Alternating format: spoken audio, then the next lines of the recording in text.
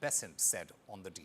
Today's agreement signals clearly to Russian leadership that the Trump administration is committed to a peace process centered on a free, sovereign, and prosperous Ukraine over the long term. It's time for this cruel and senseless war to end. The killing must stop, and both the United States and the government of Ukraine look forward to quickly operationalizing this historic economic partnership for both the Ukrainian and American people. So what is the US-Ukraine minerals deal? Well, at stake are 20 minerals including titanium, lithium, and uranium. Under this deal, the US will get access to Kyiv's rare earth minerals. These minerals can be used in the manufacturing of various high-end semiconductors. These semiconductors are used by various high-end companies such as NVIDIA and other US manufacturers. Other than that, a joint Ukrainian-US investment fund will be created. This fund is designed to reinvest some revenues into Ukraine. This will help in the reconstruction of Ukraine. We all know that years of war has almost destroyed a major part of Ukraine. A joint US-Ukraine venture to search for minerals will also be looked at. So this venture is not just about reconstructing Ukraine, it's also about looking for some other rare earth minerals which could be in Ukraine. This deal also gives the US sweeping access to Ukrainian industries beyond minerals. So that is another aspect of the big deal. While Ukraine has said that full ownership and control of its resources is staying with Kyiv, there is still no explicit mentioning of any security support for Ukraine. We all know that Ukraine has been rallying for that security guarantee that it has been asking the US for. The deal comes after weeks of intense negotiations, but whether or not this will actually lead to a full-fledged peace deal, that remains to be seen. Well, in fact, this rare earths deal between the United States and Ukraine, it raises some big questions. Number one, does this pact solidify US military commitment in Ukraine? Number two, what's driving United States' harsh tone on Russia? And why did US drop condition demanding repayment? And finally, the US diversifies its mineral needs amid the China trade war. Well, to have a discussion on this, I'm currently joined by Fred Weir, a senior journalist from Russia, Russian affairs expert. He's also a correspondent of the Boston-based Christian Science Monitor. He joins us from Moscow. I also have Olena Tregub, former director, Ministry of Economic Development and Trade of Ukraine. She joins us from Dublin. Olena, I want to understand this from you. Many would say that this deal is only to get United States to further sponsor Ukraine in their conflict with Russia. How do you view this? Well, I view this as a win-win contract between our countries. For Ukraine, it is important to have the United States as an ally while we are trying to protect our country from being destroyed by Russia. And for US, it's important to basically for their administration to show that Ukraine is not a charity case, that Ukraine is also a strategic asset, because we now will be buying those weapons from the United States. We will be also sharing some income from our mineral extraction that we have in Ukraine. So this is also good for them to show, but generally, it shows that we were able to negotiate a difficult agreement, and we are very happy in Ukraine about how our young government, Yulia Sviridenko, our young Vice Prime Minister, how she defended Ukrainian interests, because this deal is very good for Ukraine. Olena, before I ask the question to our other guest, I also want to understand, why did the United States drop condition demanding the repayment? Well, this is the process of negotiation. Our government said clearly that it is not fair to demand from Ukraine pay back the money which were given to Ukraine in the form of grants to buy weapons to protect from Russia by previous administration. We did not receive that assistance on the condition that we were supposed to repay that money. So this is why finally US agreed that now only the future assistance we will pay for, but not the past. Okay. Fred Weir, how does Russia view the United States-Ukraine minerals deal, especially given the Trump administration's push for peace negotiations? I think they're separate processes, and I'm pretty sure the Russians view it that way. I don't think they certainly haven't commented on this minerals deal, but it's hard to know what the economic impact of the thing will be in the long run. We probably have to wait till the war to end before we see. But the immediate political impact is quite significant. I mean, it does signal that the Trump administration has an enduring interest and feels it has a role to play in Ukraine. So that message is probably being received in Moscow.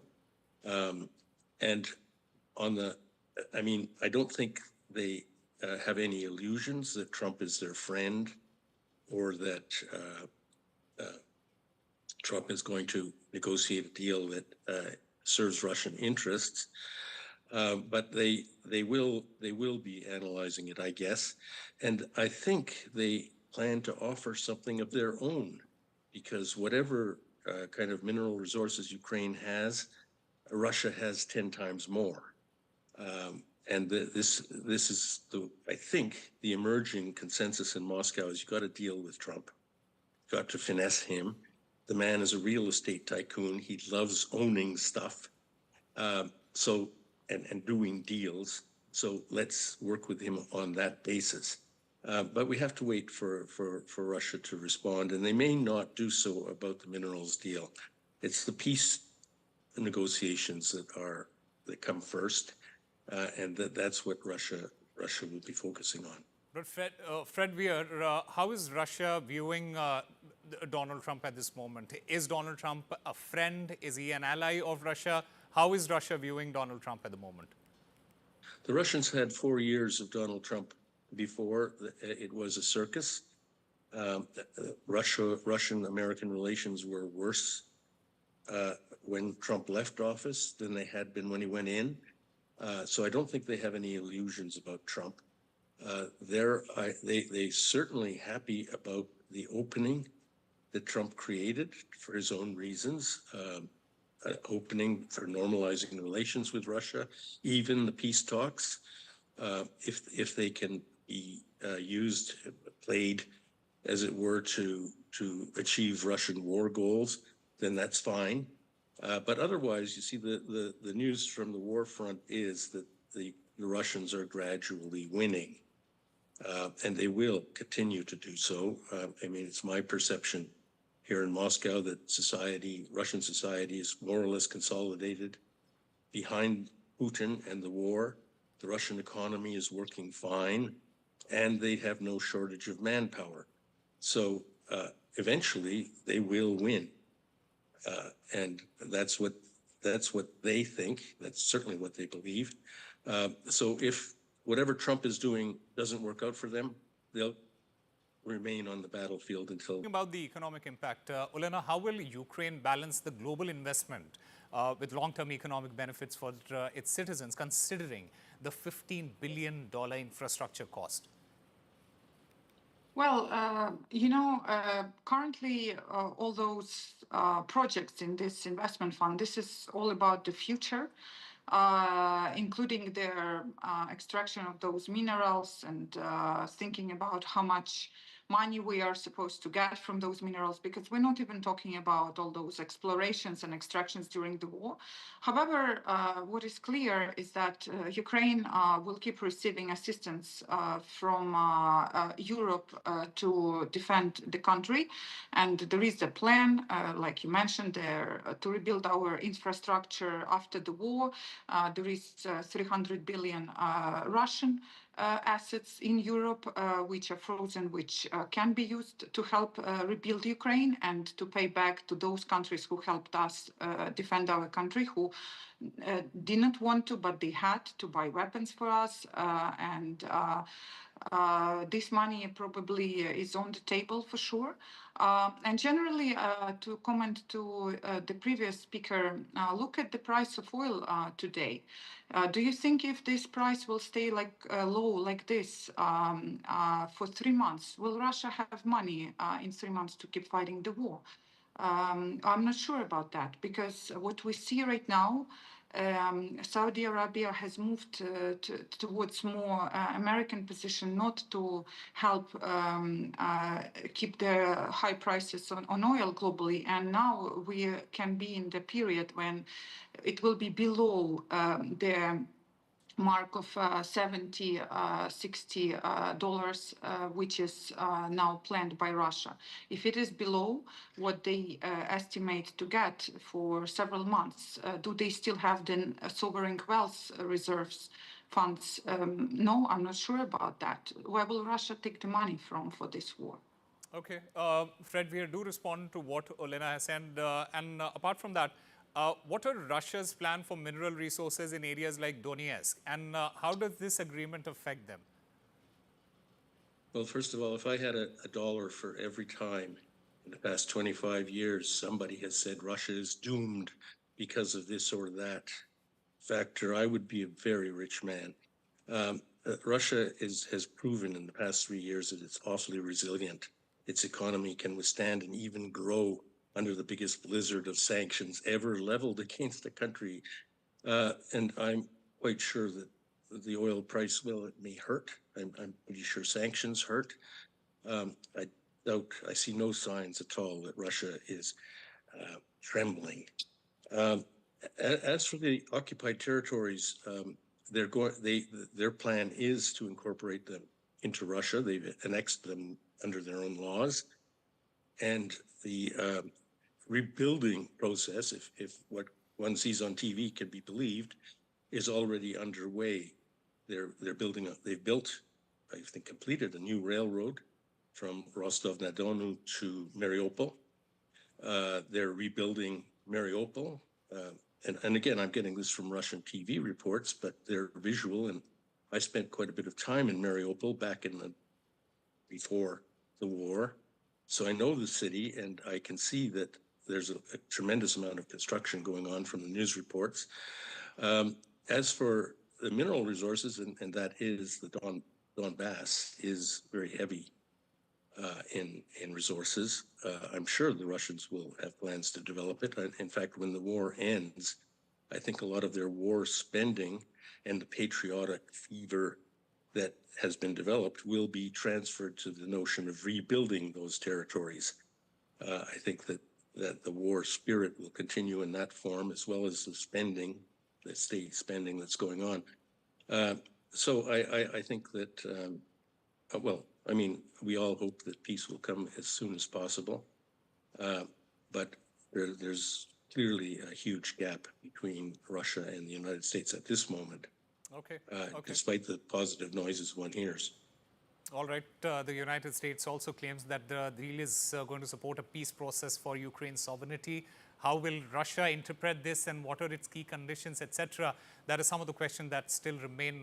Olena and Fred, thank you very much for speaking with NDTV. We will slip into a very short break, but up next is Kamala Harris's sharp rebuke to United States President Donald Trump. Stay tuned.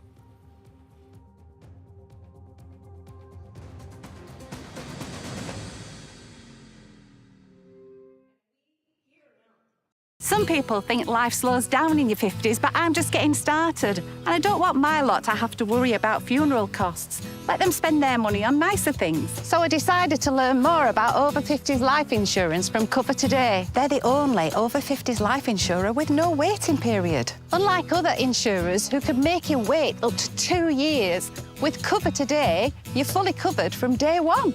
And you're covered for the whole of your life. Unlike other things in life, the price never goes up.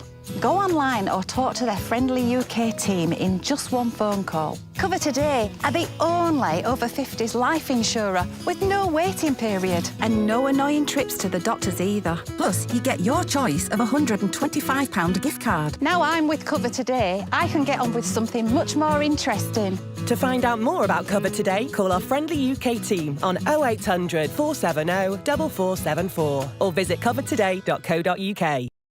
It's time for some tombola. Working on that flat pack. Open for fun. Been bulking up the six-pack. Open for fun.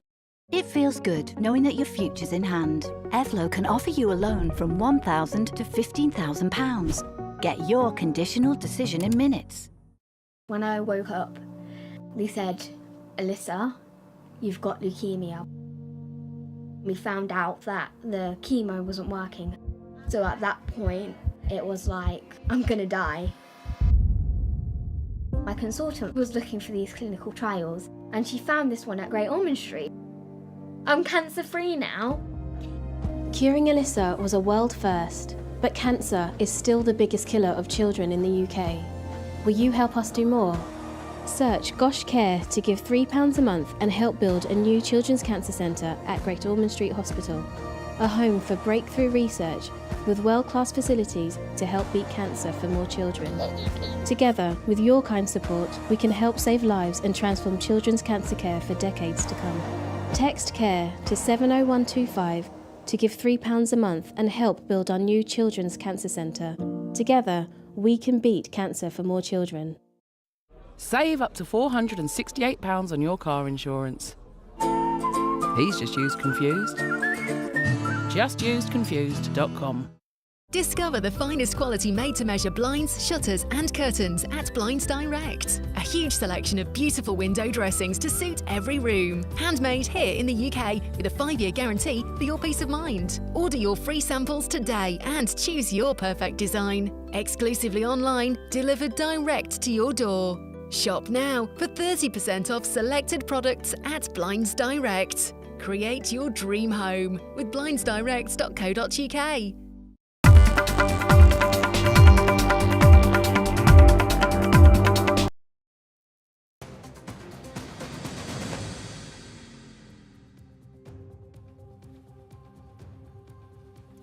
Welcome back.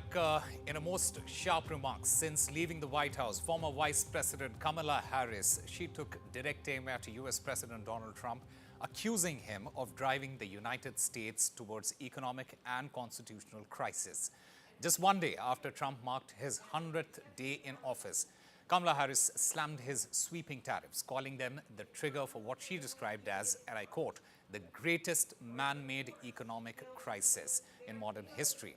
She has also warned that this escalating clashes with the judiciary could push the nation into a full-blown constitutional crisis. Kamala Harris says the new administration is not just changing policy, it's trying to govern by fear. Listen in. We are living in a moment when the checks and balances upon which we have historically relied have begun to bubble.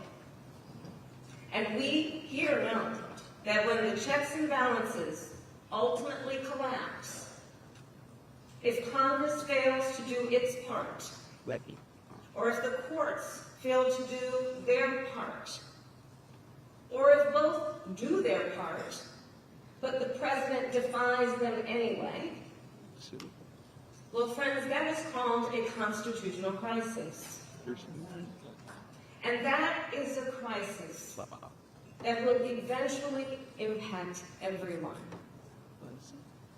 Because it would mean that the rules that protect our fundamental rights and freedoms, that ensure each of us has a say about how our government works, will no longer matter. On to Canada, a record 22 Punjabi origin candidates, they have been elected to Canada's House of Commons following a dramatic comeback by Prime Minister Mark Carney's Liberal Party. The key winners include Anita Anand, Ruby Sahota, among others, while Brampton saw a fierce contest with 5 ridings going to Punjabi candidates. The Conservative Party also made gains with Punjabi leaders like Amarjeet Gill and Tim Uppal winning key seats. Notably, NDP's Jagmeet Singh, he lost in Burnaby Central, with the party now losing its official status. This, in fact, marks the highest ever representation of Punjabis in Canada's federal parliament. My colleague Parmeshwar Bawa takes you through who rose, who fell, and why this isn't just Canada's story. From Ludhiana's lanes to Canadian legislatures, the Punjabi footprint on Canada's political map is now bold, brazen, and bigger than ever before. In a record-breaking turn of events, 22 candidates of Punjabi origin have secured seats in Canada's House of Commons. Yes, 22. That's more than 6% of Canada's entire parliament now speaking, voting, and leading with Punjabi roots. And no, this isn't just a Brampton story anymore. Brampton, though, has always been Desi turf, but this time it's become a full-on political battleground. Let's just break it down for you. Ruby Sahota, who's a Liberal, trounced Amandeep Judge, a Conservative in Brampton North. Maninder Sidhu, a Liberal, beat Bob Dosanjh, a Conservative in Brampton East. Amandeep Sohi, a Liberal, outpaced Tarun Chahal, a Conservative in Brampton Centre. But not all seats stayed red. Sukhdeep Kang, a Conservative, flipped Brampton South by defeating Sonia Sidhu, who's a Liberal. And in a big blow, Kamal Khera, the Liberal Health Minister, lost to Amarjeet Gill, a Conservative, in Brampton West. That's actually 5 out of 5 Brampton ridings, with Punjabi names battling it out, and both parties walking away with wins and some with bruises. But let's just zoom out a bit, though. Across the Canadian map, the who's who of Punjabi Canadian politics played a high-stakes game. Liberal heavyweights who held their front and their fort include Anita Anand from Oakville East. The former Innovation Minister isn't just a political brain. She's also one of the few Trudeau-era ministers to survive this wave. Bardesh Chagger from Waterloo, a veteran name, she's known for her work on diversity and inclusion. Meanwhile, Anju Dhillon, Sukh Dhaliwal, Randeep Sarai, Ikwinder Gaheen, Gurbakh Saini, Param Bains all secured wins for the Liberals across the board. In what may be the most dramatic twist of this election, though, Jagmeet Singh, one of Canada's most recognized political figures and leader of the New Democratic Party, the NDP, lost from Burnaby Central. But not only did he lose, he finished third and subsequently resigned as NDP president. Now, for a man who made international headlines with his swagger, his turbans and TikToks, this is nothing short of a political earthquake. Let's not forget, this isn't just about Canada, though. It's a mirror to the growing clout of the Indian diaspora, especially the Punjabi Sikh community, which now shapes policies in one of the world's most progressive democracies. Their success, therefore, is symbolic of migration, assimilation, and now domination, not just in business or culture, but in the very machinery of governance. Massive wildfires are tearing through the outskirts of Jerusalem, forcing the evacuation of thousands in just the last 24 hours. Israeli officials have now issued an urgent call for international help as the flames continue to spread. At least 13 people have been injured so far, but no fatalities have been reported. The fire erupted on Israel's Memorial Day for fallen soldiers, and according to Israeli media, over 160 rescue and fire teams are engaged in firefighting operations. Dozens of aircraft and helicopters are trying to contain the fire, and the country's military is also assisting the search and rescue operations, it said. However, dry weather conditions and high winds are causing difficulties. Officials have warned the situation could get worse, with wind speeds expected to reach up to 100 kilometers per hour. So far, nearly 3,000 acres of land have been scorched. The International Monetary Fund is sounding the alarm for oil exporting nations in the Middle East and North Africa, slashing its growth forecast for the region amid falling energy prices and mounting global trade tensions. The IMF now expects oil exporters, including Saudi Arabia and Iraq, to grow just 2.3% in 2025, a sharp drop of 1.7 percentage points from its previous forecast in October. What is driving the downgrade? Well, weaker global demand and a surge in supply from non-OPEC plus countries. The IMF now sees oil averaging $66.90 a barrel this year, nearly $6 less than previously predicted. Brent crude prices have already tumbled around 15% this year, hovering near $63 a barrel. Analysts point to the rising output from OPEC Plus and the ripple effects of US-led trade disputes as key factors dragging the prices down. Time for a very short break, but up next is United States has urged India and Pakistan to de-escalate tensions.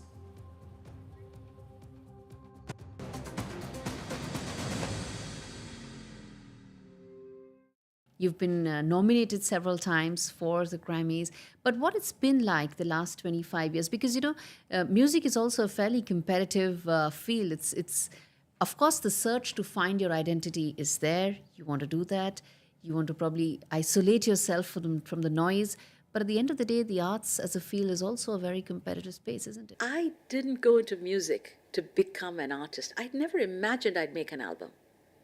It wasn't why I went into music. I went to music to sing. You know what I would do when I started singing? I became a music beggar. I heard for the very first time, I heard Pandit Jasraj sing.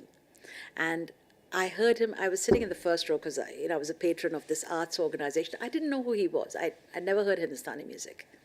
I'd been in Brazilian, Carnatic, all of that, but never much with Hindustani. I sat in the first row, and then he started singing.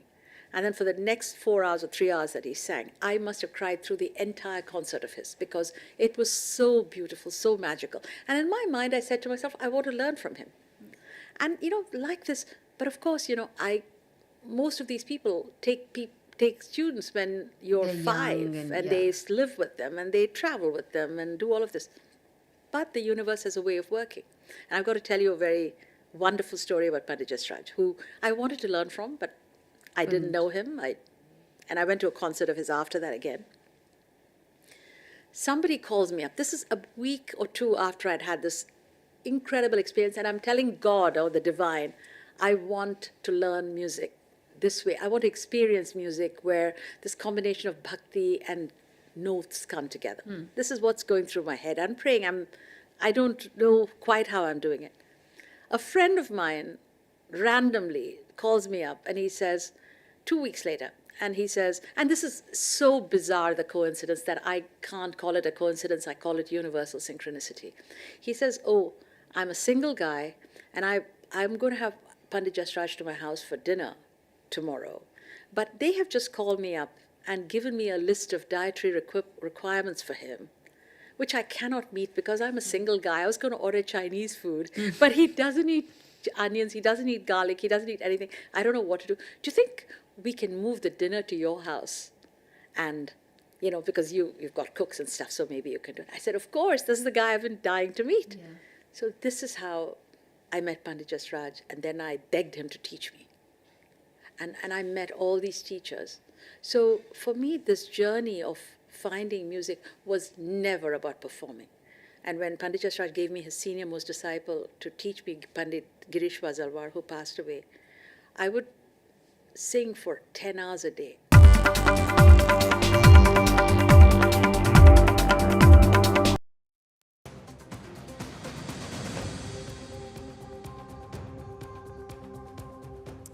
Welcome back. You're watching India Global. Following the April 22nd Pahalgam terror attack in Jammu and Kashmir, which killed 26 people, the United States has urged Pakistan to cooperate in the investigation and encouraged both India and Pakistan to de-escalate tensions.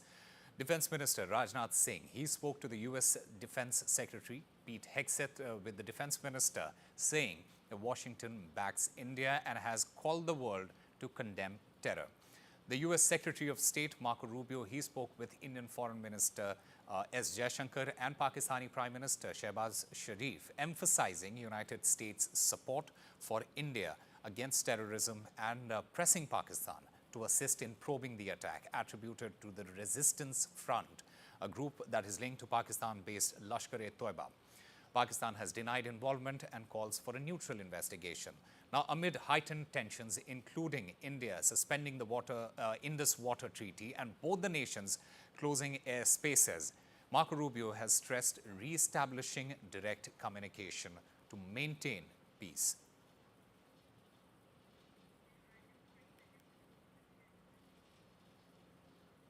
So the Defense Minister, Rajnath Singh, he has spoken to the US Defense Secretary Pete Hegseth. Meanwhile, the US Secretary of State, Marco Rubio, he has also spoken with Indian Foreign Minister, Dr. S. Jaishankar.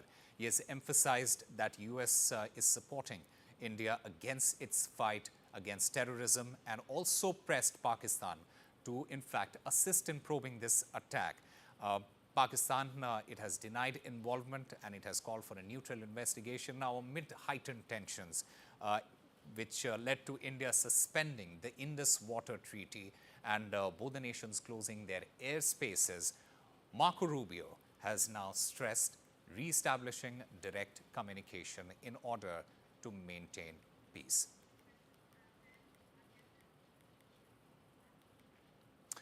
In fact, this entire development, it raises some big questions.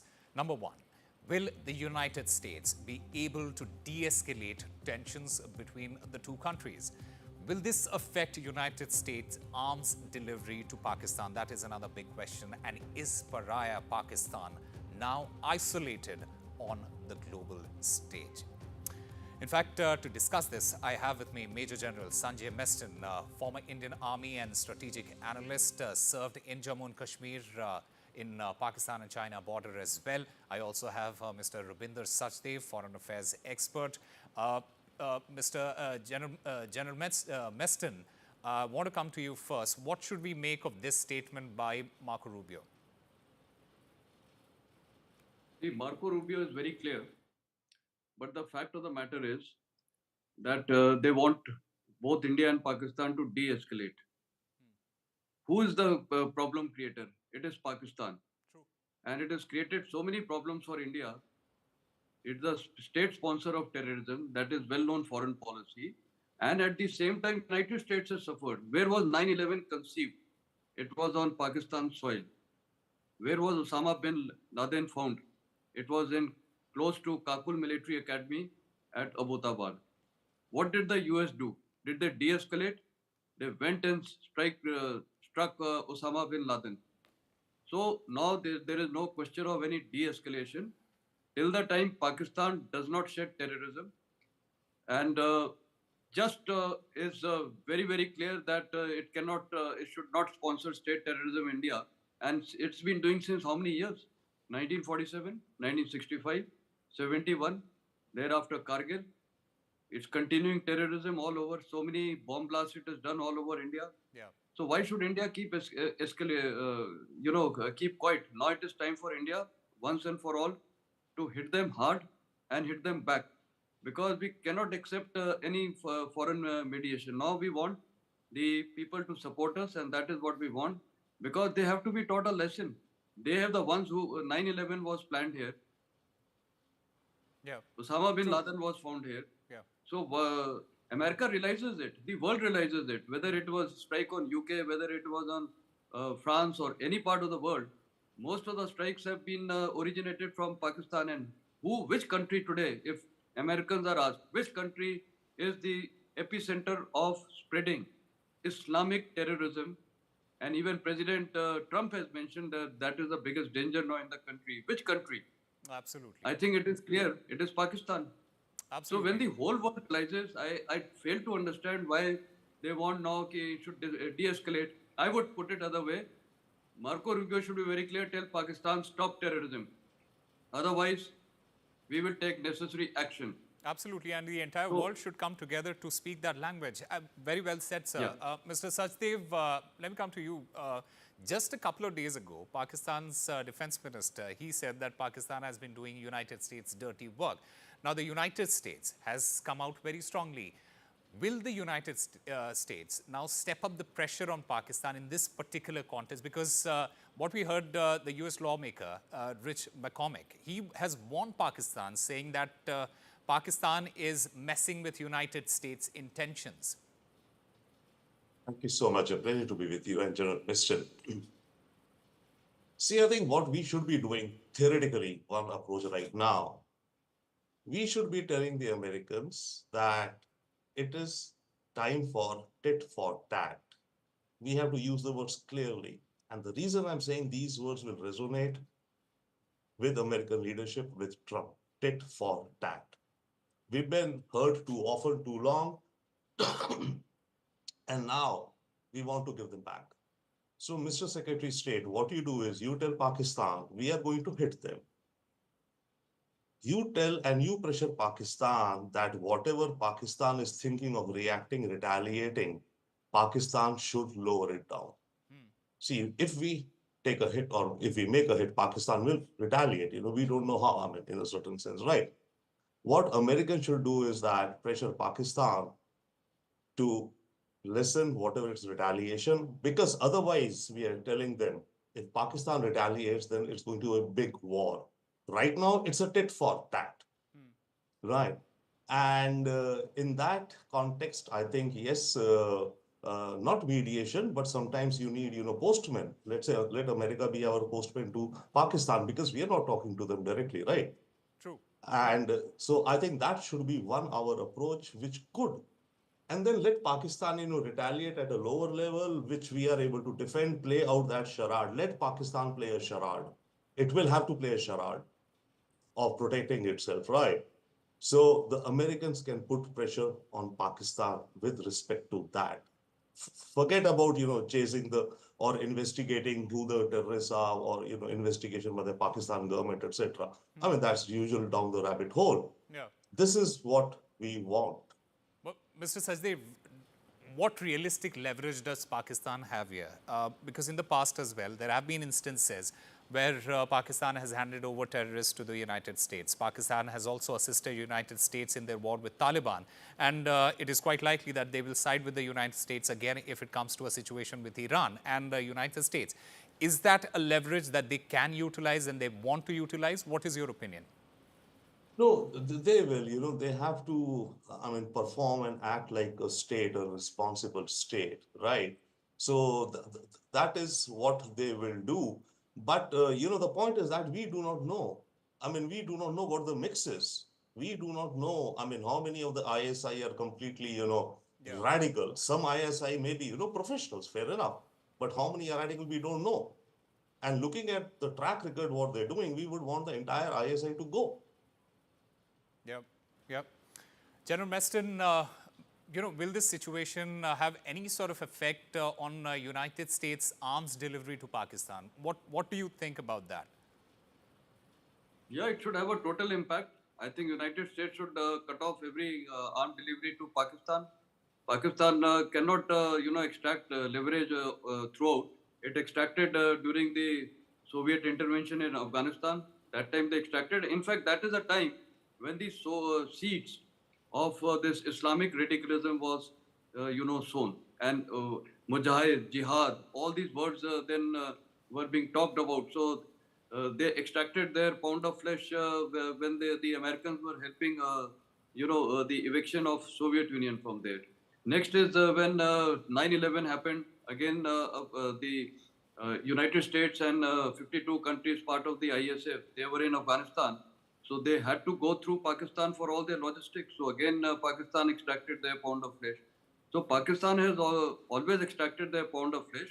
And this is where somehow the West is being trapped. And you just mentioned even Iran. If tomorrow there's a conflict with Iran, I think now it is high time. With Iran, I don't feel that there is any necessity of Pakistan. Reason being because Iran, the US flotilla is based in the Arabian Sea and they have a lot of advantages on that account, and they have their bases all over Middle East, including Iraq. So that way they're well poised. So, and they don't have to be having troops or boots on ground there. It's going to be basically drones and, missiles and air. So American troops will never be on Iran. So that way there's no logistic support required through Pakistan. And now United States is already planning to have a Bagram air base in Afghanistan. So this shows that Pakistan's strategic geographical strategic location may not be much relevant now to Americans. So therefore, I feel the Americans now should be very clear. They should cut off all arms, aid everything to Pakistan, and they should tell them. And I think Indian strategy should also be very clear. What we need to state to the United States, I think following. First, Pakistan should cease terrorism forthwith. There is no doubt about it. Number two, Pakistan must vacate entire POK and hand it over back to India. This is our territory. Number 3, I think most important factor is that the Durand line has never been recognized by Taliban 1.0, Taliban 2.0 and the people of Afghanistan. Yeah. So let India raise this issue of Durand line in every possible forum and explain to the West that what were the original borders between the then British India and between Afghanistan then. So restore those borders. And let me tell you, why this Kashmir issue always being propped up by Pakistan? Because actual problem for them is the Pashtuns, what they have done. The Pashtuns on this side of the Durand line. So what they have done tactfully, and I would say very strategically, they have resorted to de-Pashtunization of the Pashtuns. This has been their strategy. So what was this strategy? What was the end result? That the Pashtuns were radicalized into Islam movement, and therefore they kept fighting among themselves, and they did not have time for education and so forth, and they were being used in jihad and suicide bombers. Now Taliban has realized that these people were radicalizing them, and they have spoiled their country. Americans know it, whole world knows it, what Afghanistan was way back in 60s and 70s. So now, whole world should realize that Islamist movement, which they are talking about everywhere, and what was Asif Muni's statement? Two-nation theory? And what was that? Hindus and Muslims are separate. Imagine an army chief who's heading his own armed forces is making such statements. Absolutely. So all these kind of things need to be told to the United States. So I think we need to go on a full-fledged diplomatic offensive all over the world to highlight what Pakistan is doing. Absolutely, and you have already answered the question, should United States be able to de-escalate tension? And the question is, will United States be able to de-escalate tension if at all it finds itself in that situation? Thank you very much to the both of you for joining us and having this conversation. Time for a very short break, but up next is Bangladesh is facing a currency note crisis. We'll get you all the details after the break.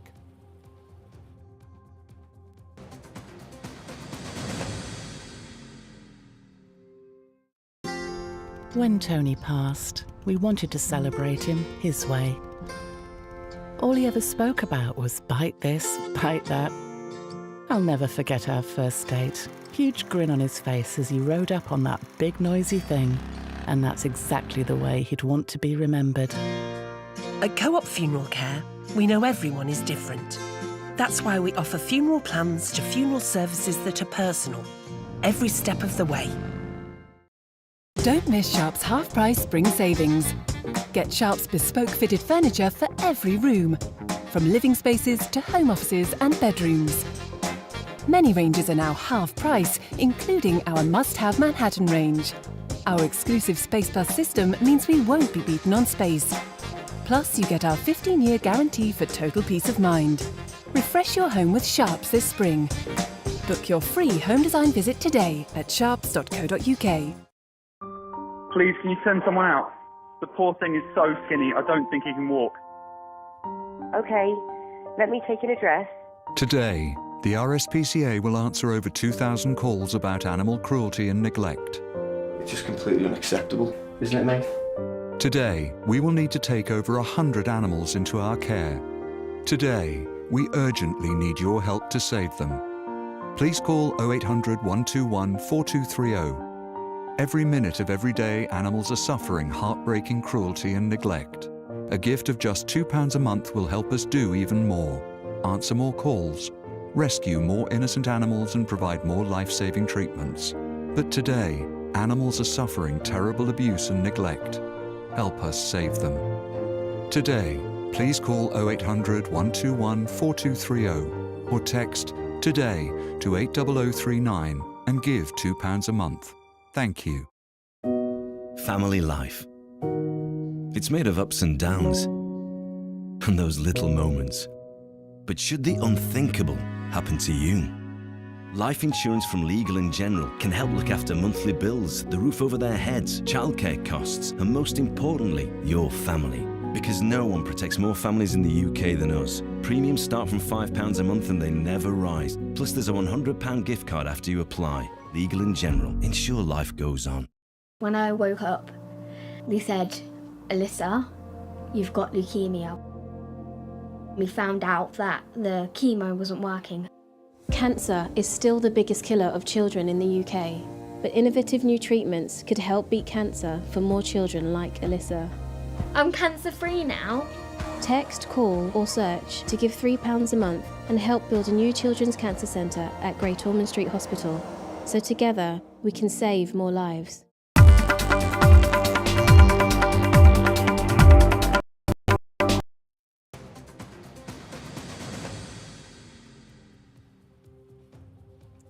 Welcome back. As Bangladesh deals with economic challenges, a decision being attributed to the interim government may further impact its economy and create difficulties for citizens.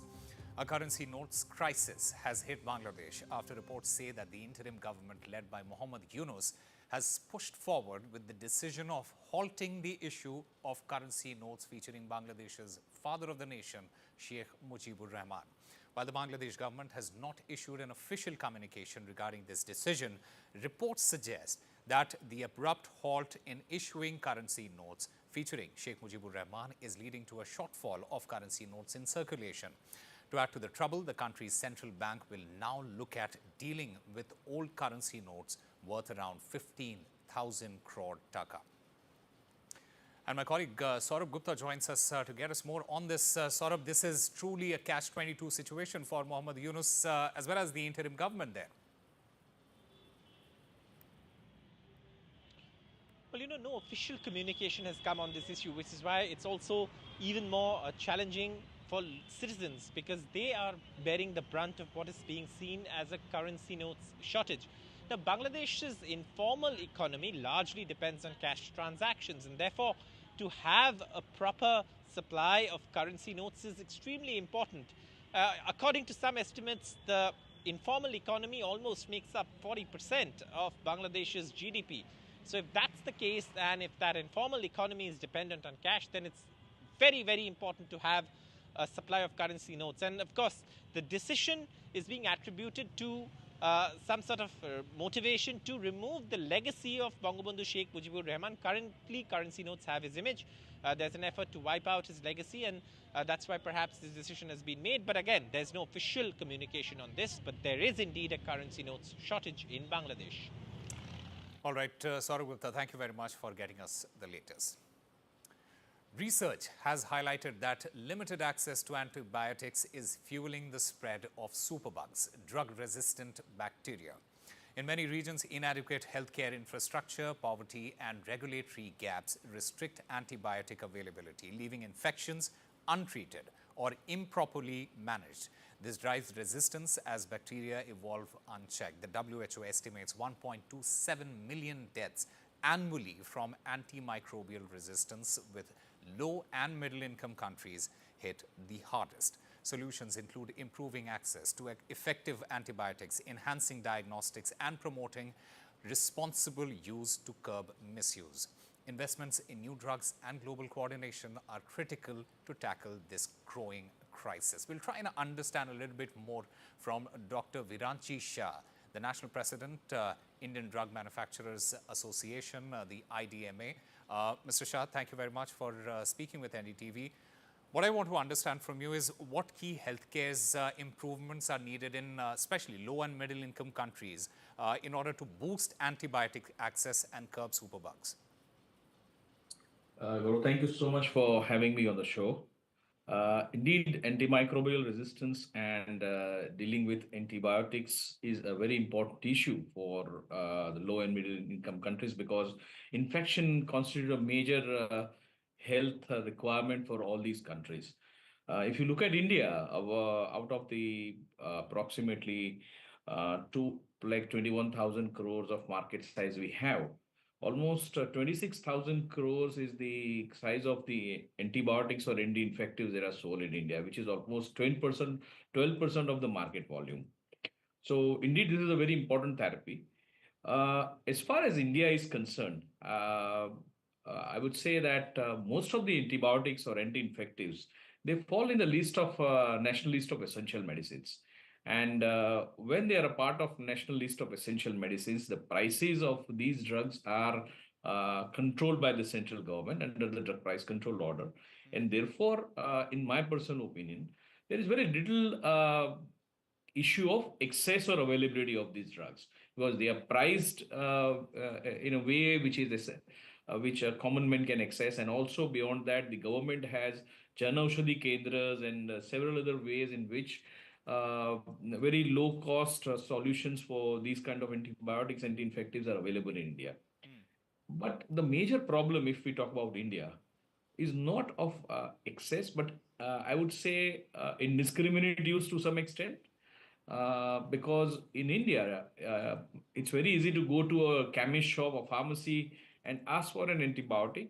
And many of the patients do that based on probably the prescriptions that were given earlier by a doctor, assuming that it is the same strain that has infected them again, which is actually a big mistake. Right? Dr. Shah, is it also because of the lack of education when it comes to people? And, my follow-up question is, how can communities, especially in low resource areas, be educated on responsible antibiotic use? So I think the most important part of antibiotic use is people have to understand that antibiotics are not things like painkillers or vitamins. And every infection may have a different strain. And therefore, it is always important for a patient with any suspected infection to reach out to a medical professional, understand what best antibiotic would be applicable to that particular condition, and on that prescription be allowed to use those antibiotics. Because what we have seen is that people tend to, based on their past experience, buy some antibiotic and do a self-medication. Over and above that, we treat it as a painkiller. Like if you take that antibiotic for 2 days and you feel good and you stop using it. Absolutely. And that which is actually is very, a major very cause for also the resistance. That is something that is very, very dangerous also. And you very rightly put it also there. Another point is how can the WHO, say for example, drive collaboration between nations, etc. And that is something that we still need to answer. But thank you very much, Dr. Shah, for being a part of this conversation. Meanwhile, the Padma Shri rapid chess world champion, Koneru Hampi, she spoke to me yesterday. This was during an event where she said that this is the golden period of Indian chess. Listen in to that conversation. Joining me right now is one of the finest minds in the world of chess, the Grandmaster herself, Koneru Hampi. Thank you very much for speaking with NDTV. First of all, I would want to understand why you are here, because this is possibly for the first time that an event like this is happening. What basically, what is the reason that you decided to be a part of this particular event, and what's different about this event? Yeah, thank you. And it's been really wonderful to be in this SOG Grandmaster Series. I've been associated with them as a brand ambassador from the last few months. So I have been there in their Mumbai event as well. And this is one of the best platforms for online gaming show, where we have a chess, blindfold chess, and also rummy taking place. So they give an opportunity to a lot of players to take part online, sitting from their home, and later on they come here for playing these semi-finals and finals, and also they'll be having bigger tournaments in future as well. So this is a very good platform for youngsters to improve their skills and also to showcase their talent. Definitely. It's been a difficult year for our family. We're finally going through my Tom's things. They love music. I want to make him proud, and that starts by making sure our son is protected. Welcome to British Seniors, the UK's #1 rated provider of over 50s life insurance. How can I help? Hi, I'd like a quick quote. You've come to the right place.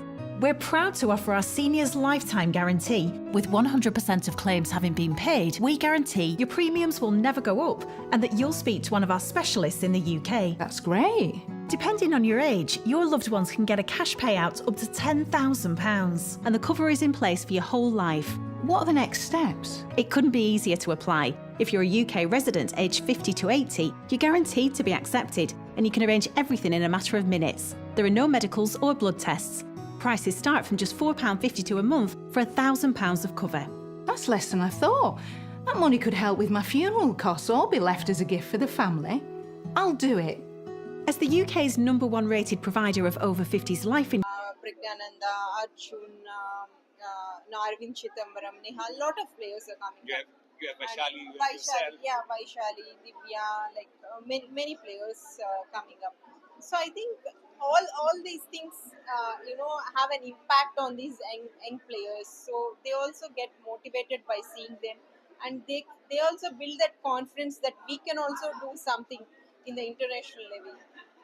The only thing which I feel is a bit lacking is like the training part in India, whereas the Chinese have a proper training system, so that they keep on getting a lot of talented players in the international level. But we do lack giving a proper training system in India. It's more of an individual efforts here. Okay.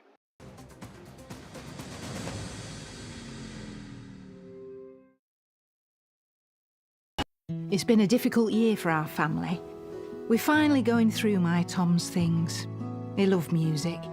I want to make him proud, and that starts by making sure our son is protected.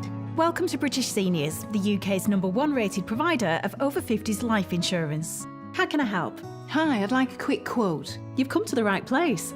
We're proud to offer our seniors lifetime guarantee. With 100% of claims having been paid, we guarantee your premiums will never go up and that you'll speak to one of our specialists in the UK. That's great. Depending on your age, your loved ones can get a cash payout up to £10,000 and the cover is in place for your whole life. What are the next steps? It couldn't be easier to apply. If you're a UK resident aged 50 to 80, you're guaranteed to be accepted and you can arrange everything in a matter of minutes. There are no medicals or blood tests. Prices start from just £4.52 a month for £1,000 of cover. That's less than I thought. That money could help with my funeral costs or be left as a gift for the family. I'll do it. As the UK's #1 rated provider of over 50s life insurance, we're proud to protect thousands of families across the UK. Plus, when you sign up, you'll receive a £135 gift card and free 24/7 GP advice and health services. Be proud to protect your loved ones with British Seniors. To get a free quote today, call our UK team on 0800 458 9989 or visit britishseniors.co.uk. Dealing with my lot means making smart choices and trying to find the time to plan ahead. And with our family growing, I want to protect the life we've built. Welcome to Smart Insurance. How can I help? Hi, I'd like a quick quote, please. You can choose a benefit amount up to £750,000 depending on your age. And you can personalise your policy with optional critical illness and children's cover. Brilliant. If you're a UK resident aged 18 to 64, you can apply with just a few health and lifestyle questions. For £250,000 of cover, the price starts at just £14.77 a month. That's less than I thought. And could help my husband pay off the mortgage. Just like families, not all life insurance is the same. That's why we offer the Smart Family Guarantee. We guarantee a straightforward application process, award-winning service you can trust, and cover from day one. And it's easy to arrange. You can get covered in just a matter of minutes. That's good to know. For even greater peace of mind, you'll also receive a 100% advance in the event of terminal illness and 10% cashback on your first year's premiums. That's the Smart Cashback. Sounds great. I'll go ahead. Our Smart Family Life Insurance is exclusive to us, and when you sign up, you'll get access to free health and wellbeing services. Plus, you get your choice of a £125 gift card. Looks like my lot have learned to plan ahead too. Protect the life you've built the smart way. To get a free life insurance quote today, call our specialist UK team on 0800 977 6858 or visit smartinsurance.co.uk.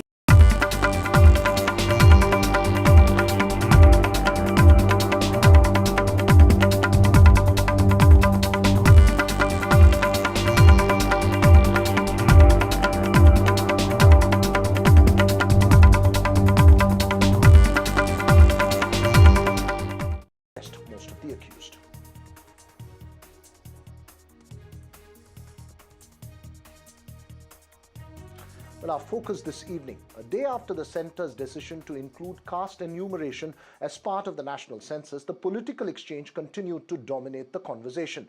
While the BJP continued to hit out at the Congress, Congress Chief Ministers Revant Reddy and Siddaramaiah came out with strong statements. Apart from giving credit to Rahul Gandhi for pushing the centre on the issue, Revant Reddy asked for a ministers' panel and offered the Telangana survey model as a blueprint. Chief Minister Siddaramaiah in Karnataka too welcomed the centre's decision and demanded for steps to lift the 50% cap on reservations. The DMK in Tamil Nadu has also been in favour of a caste census and claimed credit for the India bloc for pushing for one.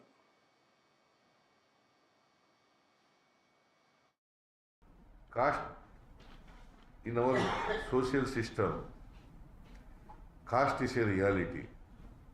We can't forget the caste. In order to bring about a change in the society, in order to bring about an equality in the society, in order to eradicate the caste system in the society,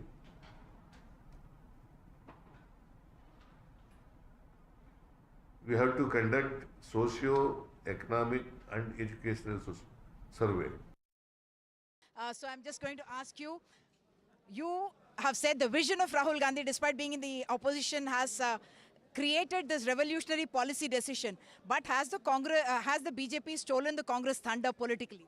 नहीं, ये ऐसा कुछ नहीं हो सकता. देश को आज़ादी हम दिलाए, थोड़ी किसी को ऐसे मिल जाएंगे.